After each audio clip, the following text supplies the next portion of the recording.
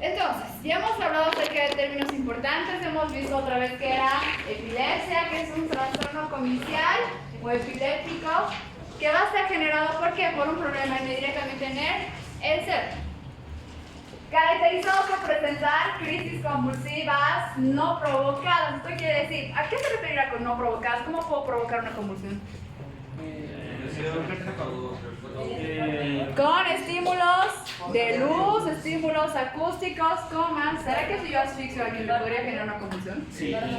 Sí, con estados avanzados de hipoxia secundarios de asfixia. Entonces, en este caso son no provocados, ¿ok? Que van a ser recurrentes. Quiere decir que se van a presentar más de 2 crisis convulsivas o crisis o presencia de convulsiones separadas por más de 24 horas. Ya les habíamos mencionado que un solo episodio de convulsión, que sé yo, que ahorita ustedes están bajando las gradas, se caen y se golpean la cabeza, no se puede catalogar como epilepsia, porque esa convulsión ha sido secundaria a un traumatismo craneoencefálico y no quiere decir que sean epilépticos, ¿ok? La epilepsia es una enfermedad como tal. Si ya sabemos qué es epilepsia, vamos a hablar acerca de lo que es una crisis epiléptica. Una crisis epiléptica van a ser el conjunto de signos o síntomas o manifestaciones clínicas motoras con los movimientos tónico-clónicos, sensitivas, como vamos a ver en el cuadro clínico un poco más adelante, qué tipo de sentidos se van a alterar en el cuerpo de las personas que están convulsionando. Pueden ser psíquicas o que en este caso van a tener un inicio brusco e inesperado. Puede ser que alguno de ustedes en este momento esté haciendo sus actividades, empiece a sentir molestias, tiene signos o síntomas y posteriormente convulsión, ¿ok? Y que se van a dar a consecuencia de una actividad normal de las neuronas. Entonces, la epilepsia hemos dicho que es una enfermedad y la crisis epiléptica es que la manifestación clínica de esta epilepsia, ¿ok? Entonces, dentro de estos, ¿qué me importa? Dentro de estos hemos dicho que un síndrome epiléptico va a ser el conjunto de signos o síntomas. ¿Qué signos o síntomas piensan que hay en un síndrome epiléptico o en una epilepsia? O en una convulsión. ¿Qué? La parte del aura, que lo vamos a ir desarrollando en un momento. Entonces, dentro de esta parte del aura existirán signos y síntomas. ¿Qué era signo?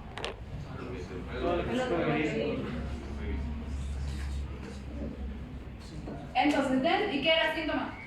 Un signo. ¿Qué es?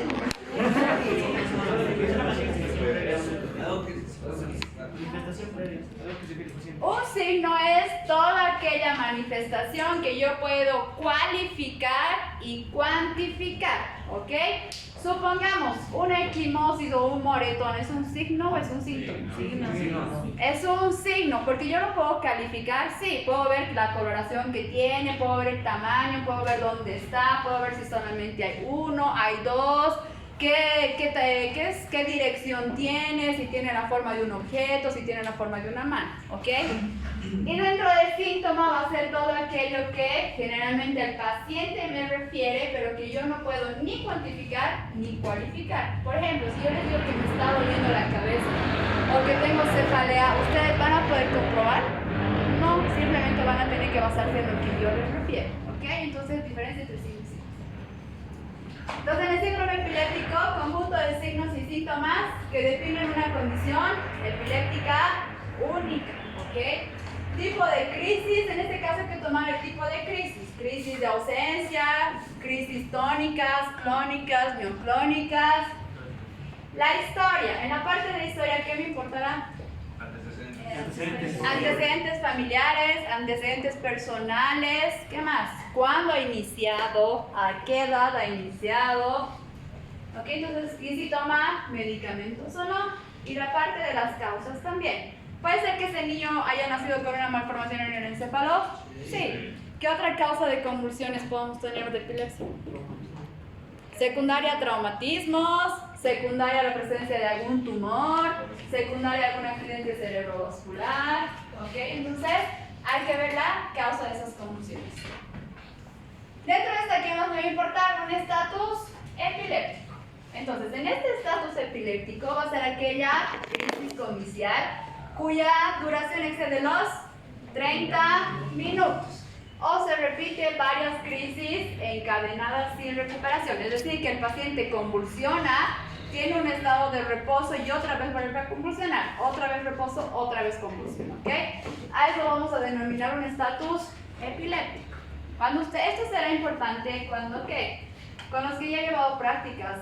Cuando un paciente está en un periodo digital o de convulsiones, ¿qué tienen que hacer? Tienen que controlar cuánto dura la convulsión de su paciente. ¿Cuánto dura normalmente una convulsión? De 2 minutos. ¿Lo mismo que razón? 30 segundos. ¿Y de? 2 a 3 minutos. En alguna bibliografía dice hasta los 5 minutos, ¿ok? Pero cuando se sobrepasa ya los 5 minutos, no es normal y este paciente puede ser tomado en cuenta como un estatus epiléptico. ¿Van a poder ustedes realizar manejo de primeros auxilios con ese paciente? No, ¿por qué? Porque esa epilepsia simplemente va a ceder con el uso de medicamentos, ¿ok? Vamos a tener dentro de estas las crisis epilépticas que están causadas por un trastorno estresante transitorio. En este caso vamos a tener ¿qué? Alteraciones metabólicas, estados de hipoglicemia, hipoglucemia, problemas de la tiroides. Vamos a tener infecciones del sistema nervioso central. ¿Los pacientes con rabia convulsionarán? Sí. ¿Los pacientes que tienen meningitis convulsionarán? Sí. ¿Las personas que tienen tétanos convulsionarán? Sí. Todas estas son enfermedades generadas por patógenos que pueden atravesar la barrera hematoencefálica y van a generar infecciones, irritación a nivel del sistema nervioso central. ¿Esas convulsiones se considerarán epilepsia? No, son crisis no epilépticas. La epilepsia está netamente relacionado con la parte congénita y alteraciones del sistema nervioso central. ¿Ok? Trastornos cardiovasculares, toxicidad o fármacos. El consumo de drogas también puede generar convulsiones. Y en los niños hemos dicho que la fiebre por encima de ¿cuánto? De 40 grados centígrados. ¿Qué se llama eso? La fiebre de 40 más convulsiones. Hipertermia maligna, exactamente. Y vamos a tener aquellas que se consideran crisis no epilépticas o psicógenas, consideradas también como pseudocrisis.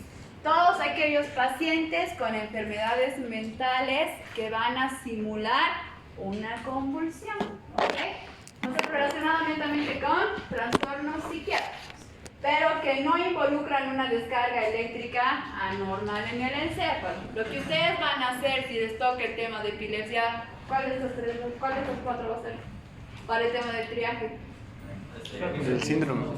Va a ser una crisis no epiléptica. En este caso no va a ser psicógena porque asumo que no están locos. Simplemente tienen que simular una convulsión, ¿ok?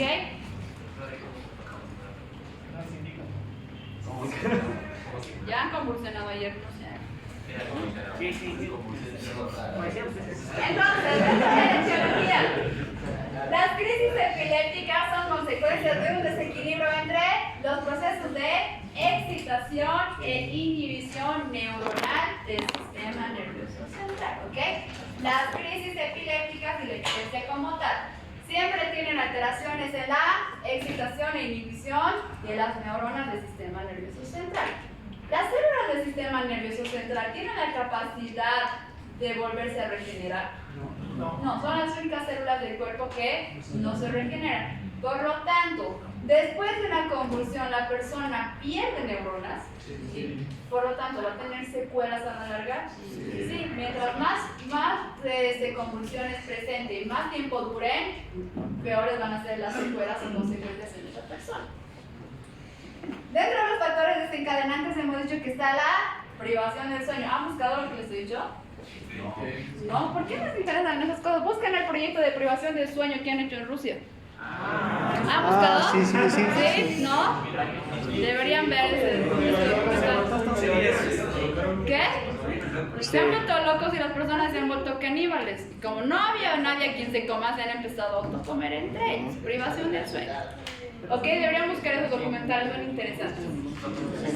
Estrés físico o psicológico. Ok, si ustedes no están acostumbrados a tener estrés físico, qué sé yo, a realizar deportes que les exigen mucho, que les exigen mucha dedicación, esfuerzo físico, cambios en la alimentación o situaciones parecidas, ¿pueden llegar a convulsionar? Sí. ¿Ok? Alteraciones metabólicas, en este caso hemos dicho la hiperglicemia y la hipoglicemia. Hipoglicemia. ¿Qué es hiperglicemia?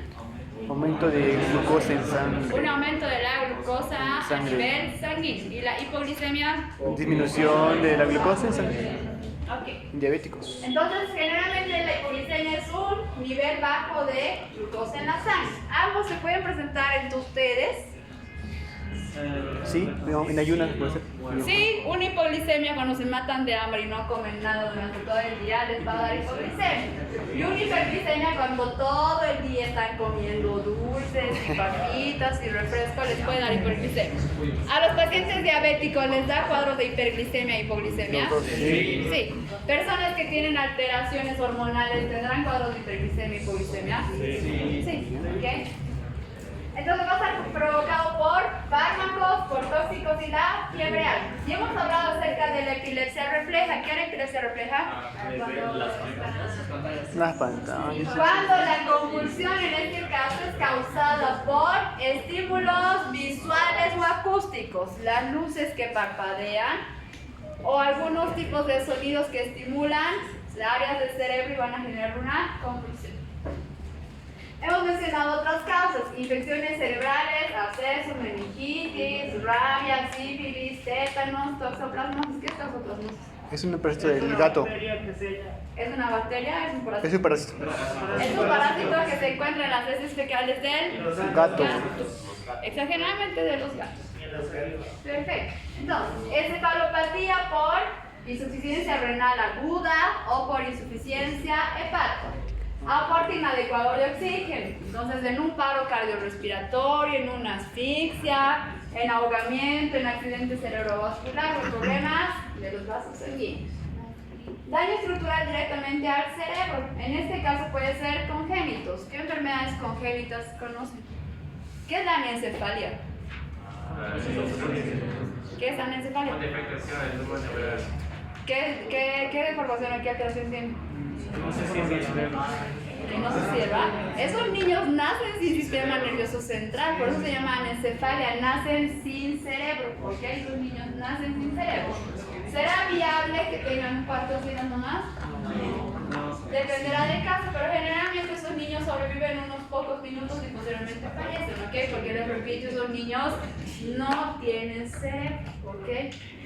¿Qué más? Hidrocefalia. ¿Qué es hidrocefalia? Aumento de líquido cefalorraquídeo. ¿Cuál es la causa de esa hidrocefalia? Con agua. ¿Cómo que agua?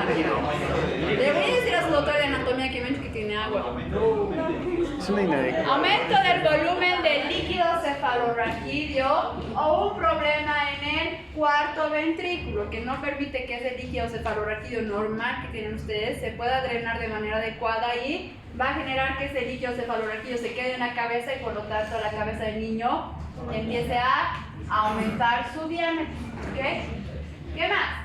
Tumores, traumatismos craneoencefálicos, accidentes cerebrovasculares y hemorragias intracraneales. ¿Qué hemorragias intracraneales conocen? Epidural, subdural y aracnoidea. ¿Ok?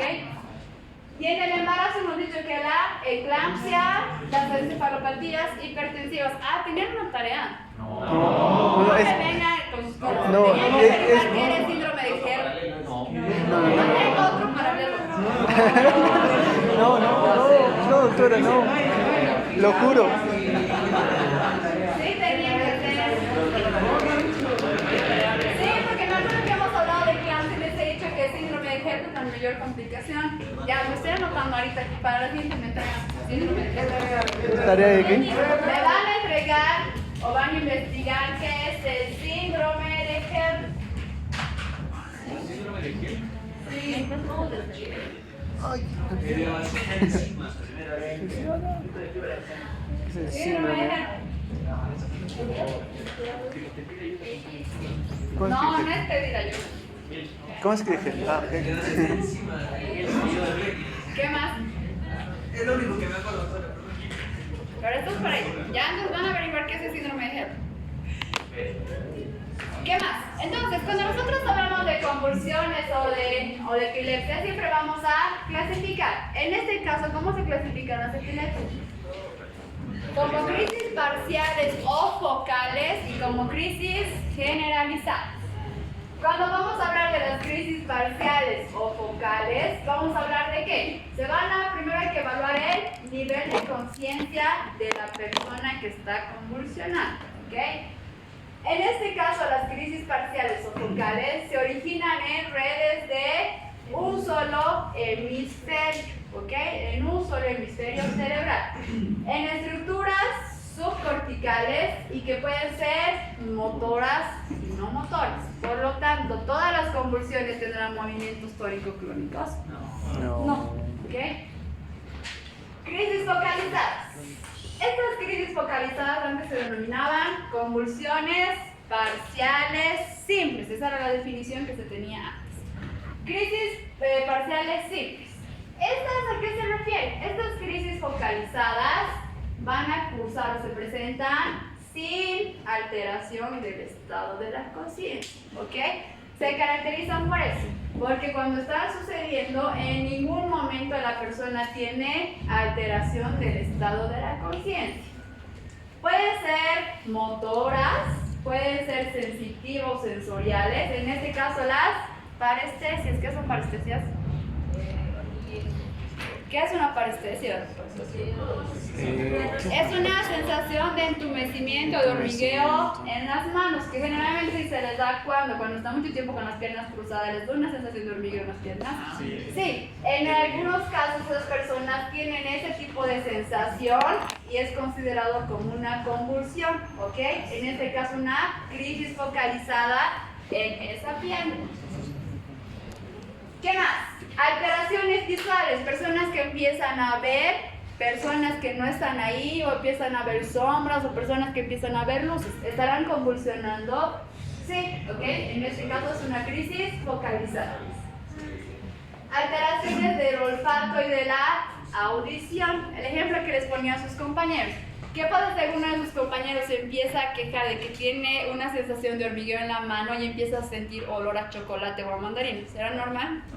¿Está teniendo algún tipo de alteración en el olfato? Sí. Entonces tiene alteraciones del olfato o de la audición. Les empieza a decir que está escuchando voces o escucha o la sirena de la ambulancia, una bocina. Entonces, ¿será normal?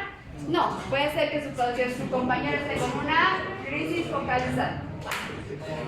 En este caso se puede también tener la presencia de enrojecimiento facial. Sus pacientes van a tener sudoración excesiva y van a tener piloerección. ¿Qué es piloerección? Cuando los vellos o la parte del cabello van a tener una respuesta ahí seca, ¿ok? Y van a tener también epigastralgias o una sensación de miedo. Generalmente estas personas se quejan por tener miedo a morir cuando están teniendo esta convulsión, ¿ok? ¿Y qué será epigastralgia? Dolor en donde en el epigastrio. ¿Qué más? Entonces vamos a tener, ya hemos hablado de las crisis focalizadas. Dentro de estas vamos a tener convulsiones, en este caso, con deterioro focalizado de la conciencia. Estas antes eran denominadas convulsiones parciales complejas. Si estas eran simples, estas van a ser complejas. Estas van a cursar sí o sí con alteración del nivel de la conciencia. Van a presentar disminución del nivel de alerta. Se sentirán obnubilados, se sentirán somnolientos o en algunos casos incluso se pueden llegar a desmayar. Por lo cual son frecuentes los automatismos. ¿Qué era el signo de chupeteo que les he mencionado?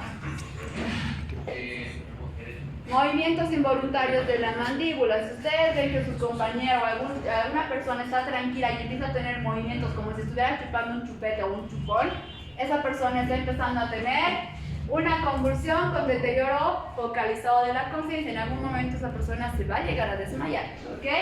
Entonces, signo de chupeteo. Movimientos de la masticación. ¿Alguna vez han visto un paciente con consumo de cocaína? ¿Qué movimiento tiene su mandíbula? Movimientos laterales o generalmente tiene contracción o abre y cierra constantemente la mandíbula. Entonces van a presentar los mismos movimientos, ¿ok? Van a tener movimientos de deglución constante. ¿Por qué? ¿A qué se deberá su deglución constante? Que dentro de la signo-sintomatología de las convulsiones y de la epilepsia está la cianorrea. Por lo tanto, el paciente constantemente tiene que deglutir la saliva que se encuentra en su boca. Y estas convulsiones con deterioro focalizado de la conciencia se originan en el lóbulo temporal del cerebro. Entonces, las otras eran convulsiones parciales o focales. Si se han dado cuenta, se van a dar alteraciones de un solo de los sentidos, o se puede dar en el brazo, se puede dar en la pierna, o se puede dar en la cara, ¿ok? Solamente una parte del cuerpo. A diferencia de las crisis generalizadas. Dentro de estas crisis generalizadas vamos a tener dos características. Aquellas que van a tener movimientos, aquellas consideradas como motoras, y aquellas que no tienen movimiento. Dentro de estas vamos a tener las ausencias. Cuando sus compañeros o en algún caso esos niños están hablando y de pronto se quedan callados y empiezan a mirar a un punto fijo, ¿estarán convulsionando? Sí, se denomina como crisis de ausencia, ¿ok? No. Pueden darse a ustedes porque están despistados o alguna situación, pero hay niños que convulsionan y después de estas crisis de ausencias van a tener también relajación de esfínteres, ¿ok? Pero se considera convulsión en esos niños. Si ustedes se cuelgan simplemente porque los veo a veces medio despistados, ¿tendrán algún tipo de pérdida neuronal? No, pero estos niños sí van a tener afectación. No te demuestro. ¿Okay? No te demuestro. Las crisis sociales se pueden progresar a una tónica clónica. Pueden empezar como una crisis. En algunos casos sí puede comenzar con una crisis de ausencia y luego tener una convulsión tónica crónica. Pueden tener, incluso estas crisis de ausencia pueden comenzar siendo unos segundos y luego el niño se recupera y luego le da un episodio de sueño, o pueden durar minutos, ¿ok? Entonces, dependiendo, como hemos dicho hace rato, el tiempo que dure esa convulsión, se va a ver las secuelas que tiene ese paciente. Dentro de las crisis de ausencias vamos a tener dos, las típicas y las atípicas. Las típicas se caracterizan por ser breves y repentinas, ¿ok? En este punto se va a tener la pérdida del estado de la conciencia. Esas personas van a tener un momento de silencio, van a observar un punto fijo y posteriormente a eso se van a desmayar, ¿ok? Entonces, alteración del estado de la conciencia. Tienen una recuperación, un periodo de recuperación, pero en este caso no tienen un periodo post-crítico o denominado post-ictal, ¿ok? En este caso, con los que ya hemos llevado prácticas, ¿qué se tiene que hacer en el post-ictal? Se tiene que cubrir al paciente, se tiene que preguntar si el paciente está orientado en tiempo, espacio y persona. En estas crisis típicas, el paciente no va a tener ningún tipo de alteración en las tres esferas neurológicas. Va a convulsionar, va a tener su espacio de recuperación y ustedes le pueden preguntar dónde está, cuál es su nombre y el paciente les va a responder, ¿ok? Van a ser típicos de la infancia y de la adolescencia. A diferencia de aquellas crisis de ausencia que se denominan atípicas, ¿cómo se van a diferenciar? Estos son un trastorno tienen un menor trastorno del estado de la conciencia y en este caso se pueden acompañar de signos motores. ¿Cuáles son los signos motores de una convulsión? Las parestesias. ¿Qué signos nos hemos dicho? Signo de chupeteo y el signo de o signo mandibular. Van a tener un comienzo y un final menos brusco, ¿ok? Entonces van a tener unos 30 o 10 segundos, tienen su crisis de ausencia, tienen movimientos mandibulares sobre el brazo y posteriormente se recuperan. Y vamos a tener las crisis o las convulsiones motoras, que dentro de eso van a estar las mioclónicas, clónicas, crisis tónicas, tónico-clónicas y las crisis atónicas. Cuando nosotros hablamos de crisis mioclónicas, ¿a qué nos estaremos refiriendo? Mio está relacionado con el músculo. ¿A qué más? Entonces, cuando nosotros hablamos de crisis mioclónicas, van a ser las típicas sacudidas musculares que tiene ese paciente, ¿ok? Entonces, mioclónicas, sacudidas musculares, que van a ser bruscas, sí, van a ser breves y recurrentes. ¿Se diferenciarán de las clónicas y de las tónicas? ¿Cuál va a ser la diferencia? ¿Qué? ¿Cuál va a ser la diferencia? Que en este caso, las crisis mioclónicas simplemente van a ser caracterizadas por tener sacudidas musculares, a diferencia de las tónico-clónicas que van a tener episodios de reposo y relajación muscular y posterior otra vez la contracción de sus músculos, ¿ok? Entonces, mioclónicas son sacudidas musculares bruscas, breves y recurrentes, pero que van a ser únicas, ¿ok? Solamente se va a dar un episodio y posteriormente se da el periodo positral y no se vuelve a presentar esta convulsión. En las que no puede existir pérdida de conocimiento.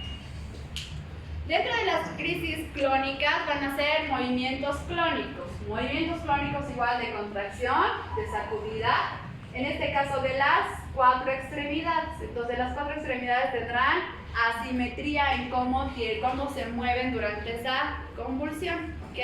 Por eso dice frecuentemente son asimétricos e irregulares. En las mioclónicas, ¿qué posición tiene el paciente cuando convulsiona?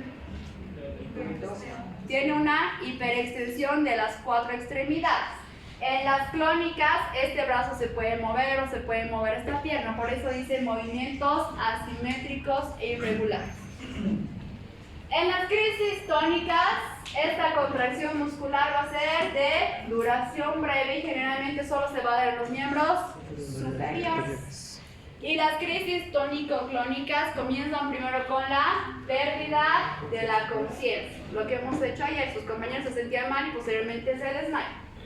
A continuación ocurre una fase de contracción tónica de los músculos que van a durar segundos, aquí no va a durar minutos, solamente duran segundos, y posteriormente una fase clónica o de relajación y se vuelve a repetir el ciclo durante estos 3 o 5 minutos. Y las crisis atónicas, que son pérdidas bruscas del tono muscular postural con caída, ¿ok? Frecuentemente en niños. Entonces ustedes están ahí sentados, empiezan a convulsionar y se vuelven como un papel, una gelatina, no tienen fuerza muscular y se desmayan, ¿ok? ¿Puede presentarse solamente en un lado de la cara? Sí. ¿Podrá presentarse solamente en un brazo y el brazo desciende porque no tiene movimiento muscular? Sí. Entonces, en este caso, las crisis atónicas se caracterizan por una relajación notoria y severa de esos músculos, ¿ok? Entonces, dentro de las crisis generalizadas hemos dicho que se van a originar en redes de ambos hemisferios.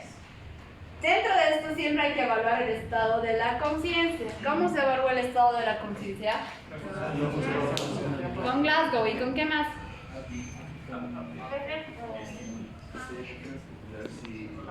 Reflejos pupilares, el tono. Y primero tienen que preguntar a esa persona si está orientada en tiempo, persona, espacio. ¿Cómo se evalúa la persona? ¿Cómo saben? ¿Cómo se evalúa la persona? Preguntarle su nombre. ¿Cómo van a evaluar la parte de la persona? Simplemente preguntando su nombre. No. ¿Cómo van a evaluar la parte de tiempo? Fechas o el día. Fecha, día, el año o el mes, ¿ok? Cualquiera de esos. ¿Y en la parte de espacio? ¿Dónde está? La ubicación de eso. Para que nosotros consideramos que una persona está orientada y consciente en las 3 esferas neurológicas, tiene que tener buena respuesta a esas 3. Si solamente me responde bien dónde está ahí su nombre, ¿será normal? No. ¿Qué debemos hacer en esa situación? Se pone a la paciente en posición de cúbito lateral, pueden evaluar el tema de Glasgow, reflejos pupilares y posteriormente vuelven a preguntarle estas tres, ¿ok? Se hace una reanamnesis de ese paciente. Entonces necesitan ver el estado de la conciencia. Entonces estas tres, y le vamos a poner el tema de Glasgow. Y los reflejos.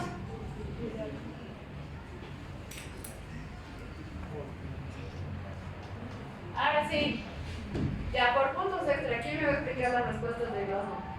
Una por una, pero con la calificación. Ya, vamos, espera. Comienza. La ocular. ¿Sobre cuánto se clasifica la ocular? 4. Ya, sus compañeros saben. 5. Sobre 4. ¿Cuánto tiene un paciente que tiene una respuesta de 4? Él está haciendo silencio. Espontáneo. A la orden, al dolor y sí. ¿Verdad? Al dolor. Sí, respuesta. Mi pregunta es, en la respuesta ocular, ¿qué evalúas? Movimientos de los ojos, apertura de los párpados, desviaciones. ¿Qué evalúas? ¿Cuál de los tres los evalúas? Nada de todos. Uno solo de esos tres evalúas. Apertura y cierre de los párpados. Solamente se hace apertura y cierre de los párpados. Apertura y cierre de los párpados. Ahora, en este caso siempre van a evaluar el tema de los reflejos pupilares. Respira un poquito. ¿Qué sabes? ¿Lauro? ¿Cuál es la respuesta normal ante un estímulo de luz? ¿Cuál es la respuesta normal de las pupilas ante un estímulo de luz? ¿Una qué? Una miosis. Una miosis es la respuesta normal. ¿Qué es la miosis? Es la contracción o disminución del diámetro de las pupilas. ¿Y midriasis qué es? Dilatación de las pupilas. Para que nunca se olviden, si producen miosis, ¿qué pasa con sus labios? Se cierran. Y si pronuncia midriasis, se abre. ¿Ok? Midriasis, se abre la boca. Miosis, se cierra su boca. Y dependiendo del reflejo, la respuesta que tienen estas pupilas pueden ser simétricas o asimétricas. ¿Simétricas qué va a ser? Isocónicas. ¿Y las asimétricas? Ya, tenemos respuesta ocular. ¿Qué otra respuesta se vuelve en el gato? Verbal. Explicar verbal. Renzo. Ya, se evalúan 5 puntos. El 5 es orientado, el 4 es desorientado y confuso. El 3 es. Uy, ya me olvidé. El 5 era Para orientado. El 2 sería incomprensible. orientado. 4. ¿Ok? 4. Sí, Desorientado 4. y confuso. Desorientado y confuso. 3. Palabras inapropiadas. Inapropiadas. 2. Sonidos incomprensibles. Ninguna. No me acuerdo. Ninguna. Ok. Entonces, ya, eso le vamos a poner sus puntos ahí. Entonces, pero nosotros vamos a evaluar la respuesta verbal. ¿Qué tenemos que evaluar? Simplemente que la persona me hable. No, hay que ver la fluidez de esa respuesta que me va a dar. ¿Qué más vamos a hablar? ¿Qué pasa si el paciente empieza a hablar lento? ¿Será normal? No. Entonces, en ese caso hay que ver la fluidez. ¿Qué más puedo ver o qué más puedo evaluar? ¿Será lo mismo que un paciente me grita que me empiece a hablar bajito? No. ¿Tengo que ver el tono también o la intensidad de esa conversación? Sí. Coherencia. ¿La qué? La coherencia. Coherencia. Y el tema de la coherencia. Entonces, este paciente, cuando yo le pregunto, mínimo, ¿cuántas palabras debería decirme el paciente?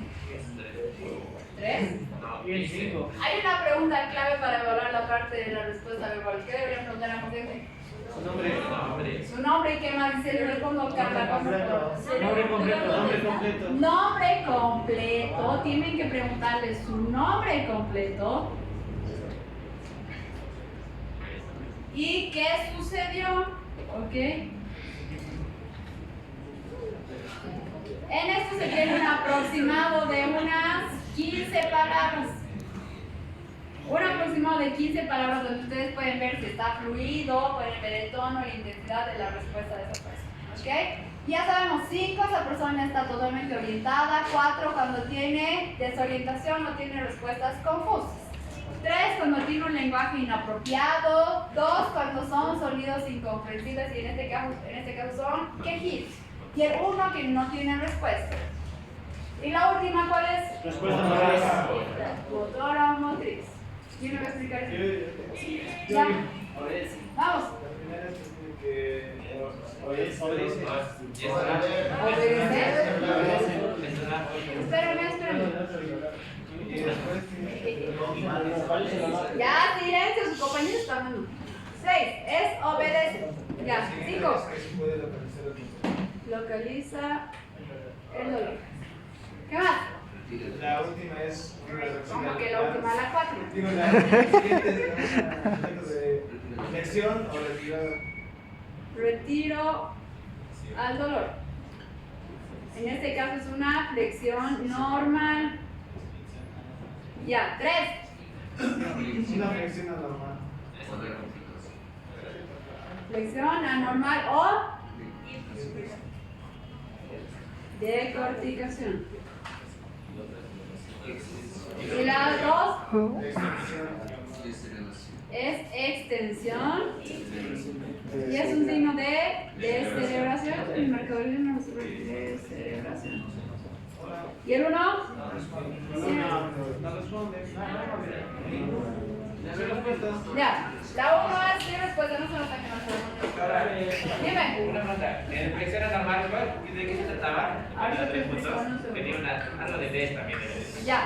Entonces, cuando vamos a hablar de las respuestas motoras, las respuestas motoras se evalúan sobre 6, ¿ok?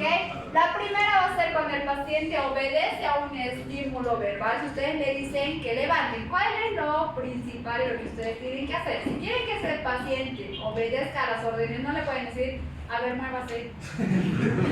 Tienen que decirle, por favor, puede levantar su brazo derecho, puede levantar el brazo izquierdo, su pierna. Tienen que dar indicaciones claras a ese paciente, ¿ok? Para ver si realmente obedece órdenes o no. 5. Localiza el dolor. ¿Cuántos puntos de estimulación dolorosa conocen? Esternal, trapecio, arco supraciliar y la punta de los dedos. Existe 4 puntos de estimulación dolorosa. Vamos a ir desde los menos dolorosos hasta el más doloroso. Menos doloroso, la punta de los dedos o el espacio que se encuentra entre las uñas, ¿ok? Tienen que apretar la punta de los dedos o generar presión en el espacio de las uñas. A ver, apriétense. ¿Duele? Vamos, apriétense, que lo van a saber. ¿Duele? A ver, duele. ¿No duele? ¿Y ahí tu boca te duele? Está mal. Lo normal es que te duele. ¿Ok? Primer punto de estimulación dolorosa. Segundo punto de estimulación dolorosa. El arco supraciliar. Mientras más cerca la presión se realiza al globo ocular, más doloroso es. ¿Sabes presiones? Sí, duele. Sí, genera dolor de la cabeza también. Tercer punto de estimulación dolorosa, la parte del trapecio. Si ustedes ven el cuello de sus compañeros, presionen el trapecio de sus compañeros. A fuerza, vamos. Entonces, siempre el dedo pulgar tiene que ejercer presión por cerca de la clavícula. No estoy diciendo sobre la clavícula, ¿ok? Por encima de la clavícula, apretando el músculo trapecio. Y el cuarto y último punto de estimulación dolorosa es el esternón. Cierran su puño, levantan el nudillo del dedo medio y realizan movimientos hacia arriba y hacia abajo con fuerza, ¿ok? ¿Sí? Cierras el puño, levantas el dedo del medio, colocas sobre el esternón de tu compañero y el dedo de arriba.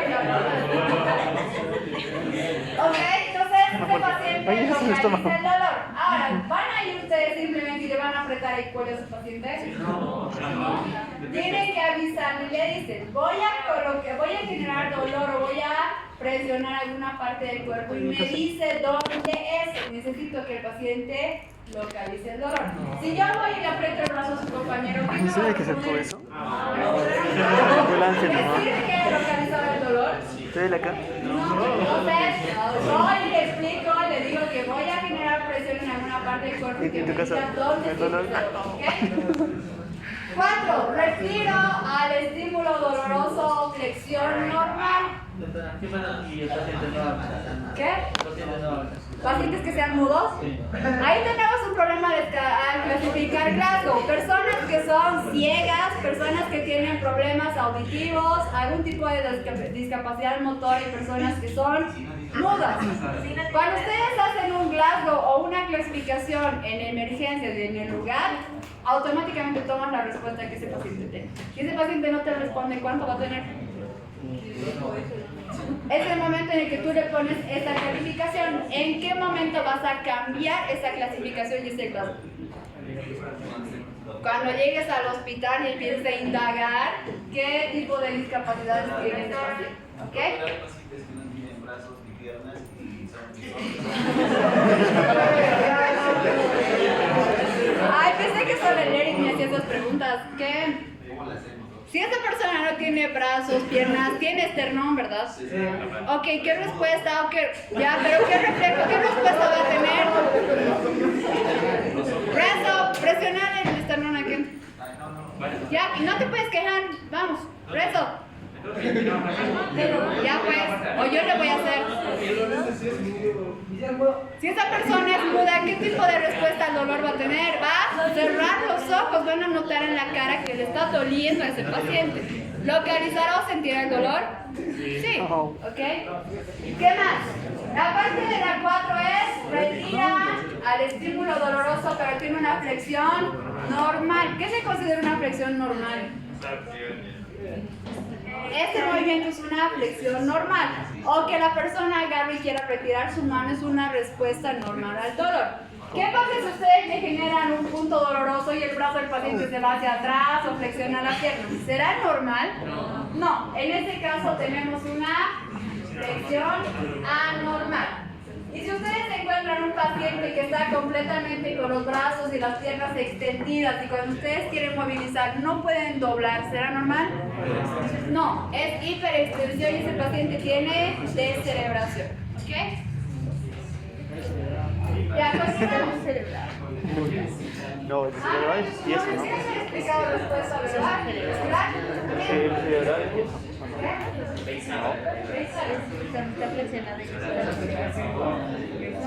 Bien, se llama de gato, pero no es de gato en la calle. O lo hacen, o lo harán tipo a la mente.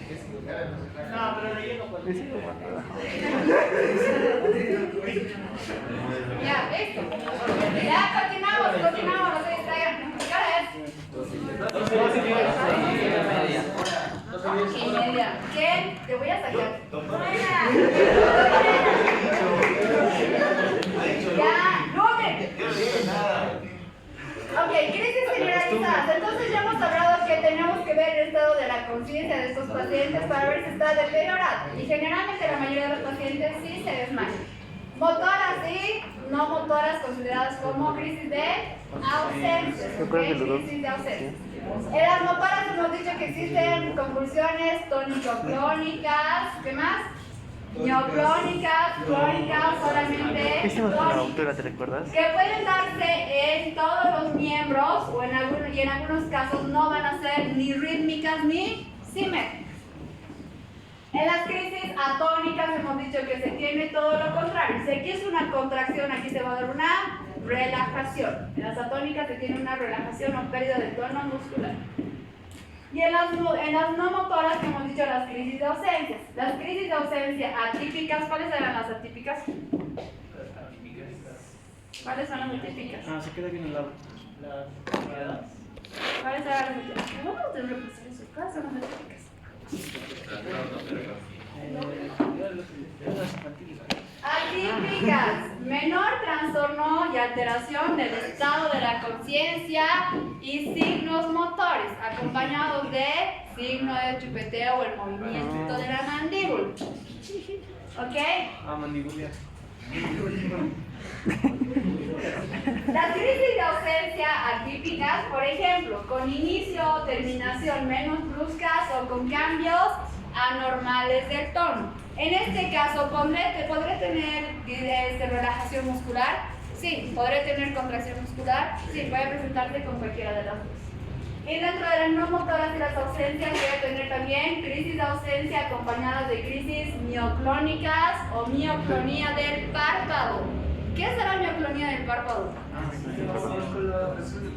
En este caso el párpado puede tener movimientos anormales o de temblor y en algunos casos cuando el paciente está en su crisis de ausencia se cae su párpado, ¿ok? Se cae el párpado.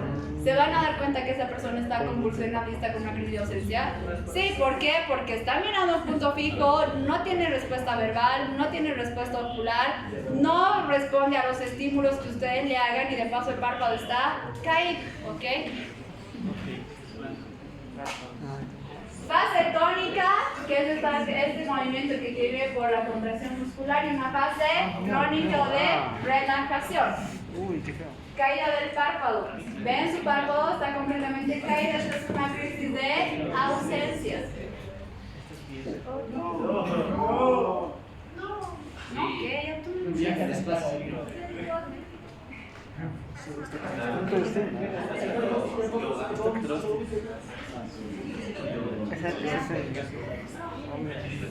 voy a pasar la definición.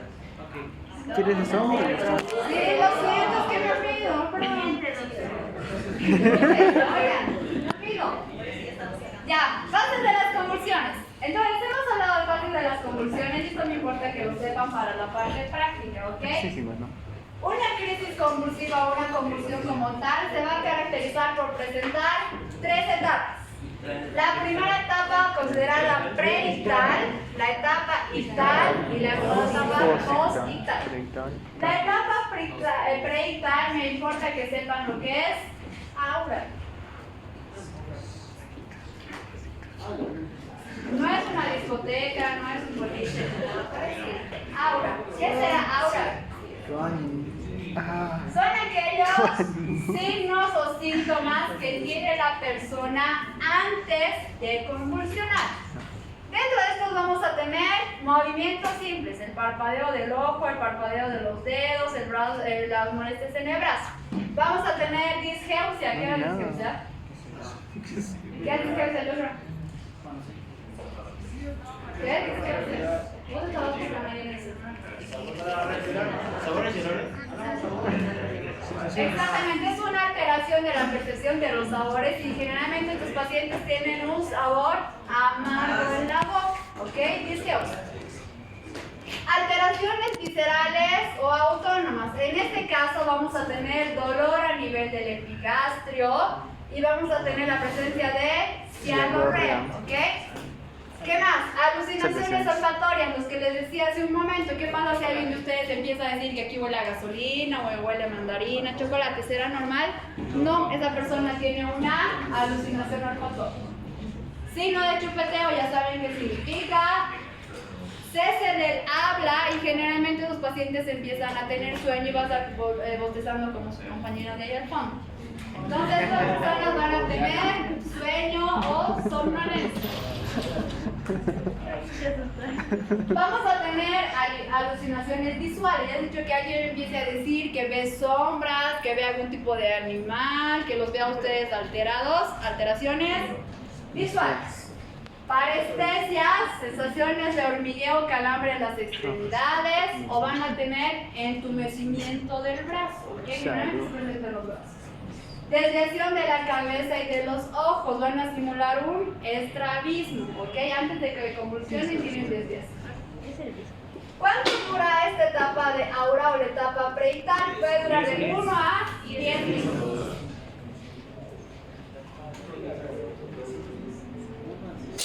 Entonces, según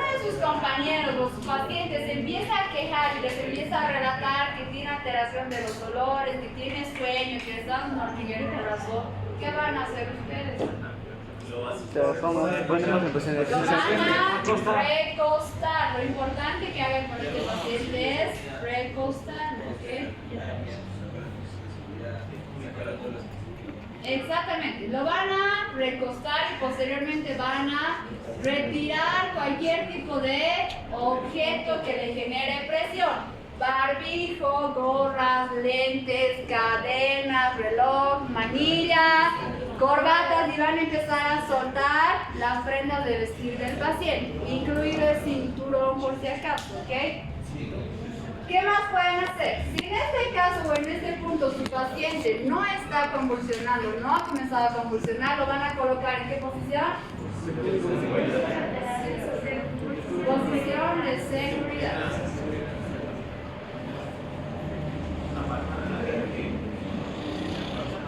Posición de seguridad. ¿Qué más van a hacer? ¿Qué será importante que hagan? Generar un ambiente seguro.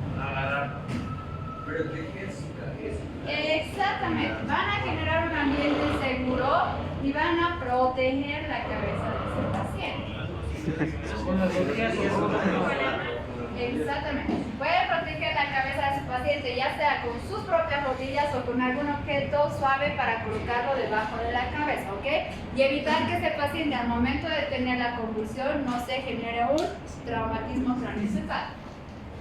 Vamos a pasar a la fase ictal, que hemos dicho que dura desde 30 segundos máximo 3 minutos, dependiendo de la literatura que ustedes tengan. ¿Qué será importante que yo haga en la fase ictal? Exactamente. Controlar la duración. Exactamente, controlar la duración. Si se presenta un episodio o son varios episodios, o varios, y en este caso también será importante el tipo de convulsión. Ok, pero lo que más me importa es ver cuánto tiempo está convulsionando este paciente para ver si va a ser una epilepsia o una convulsión o se va a convertir en un estatus o en una crisis epiléptica, ¿ok? Entonces, voy a controlar el tiempo. ¿Hay algo más que pueden hacer durante esta etapa con su paciente? Nada más. Absolutamente nada. Lo pueden cubrir si gustan, sí. Pero lo que no pueden hacer nada. No van a introducir la mano a la boca del paciente. No le van a introducir un bolígrafo, un metal, nada de nada en absoluto. ¿Por qué? Puedo poner mi dedo. Pero doctor, si su Porque lengua voy a está... tener alumnos sin dedo, sin mano, porque si ustedes le ponen algún objeto que se pueda romper en la boca al paciente, la contracción de los músculos de la masticación va a ser tan fuerte que va a romper este marcador. ¿Y qué va a hacer el paciente? Se va a asfixiar con los pedazos que queden del marcador. Además de la convulsión, ¿qué más voy a tener en ese paciente? Una asfixia. Y si tengo mala suerte, ¿le dará un paro cardíaco a ese paciente? Sí. ¿Le hubiera dado un paro cardíaco con la convulsión? No, simplemente es una complicación de colocar cosas en la boca. Otra situación que es controversial, alguien está convulsionando y no falta el comido que va y le echa agua en la cara. Cosas que hace la gente. ¿Estará bien? No, ¿por qué? Porque se puede broncoaspirar o se puede asfixiar. ¿Okay? Entonces ustedes no pueden hacer nada más que controlar y esperar a que ese paciente deje de convulsionar. Y posteriormente tenemos la fase post-ictal o la fase de recuperación que dura entre 15 minutos a 2 horas. En este periodo se caracteriza ¿por qué? Por tener relajación de esfínteres y el paciente tiene somnolencia. Listo, primer celular decomisado. Me debes. Se caracteriza por tener relajación de esfínteres y ¿qué me has dicho? Somnolencia, ¿ok? Estos pacientes se duermen después de convulsionar. ¿Qué pueden hacer ustedes en la etapa post-ictal? Van a cubrir al paciente porque les acabo de mencionar que este paciente ha tenido diuresis y ha tenido catarsis, entonces va a estar mojado, va a estar húmedo y si está en la calle le va a hacer frío, sí, tienen que taparlo. Además que es una situación vergonzosa para el paciente que acaba de convulsionar, ¿ok?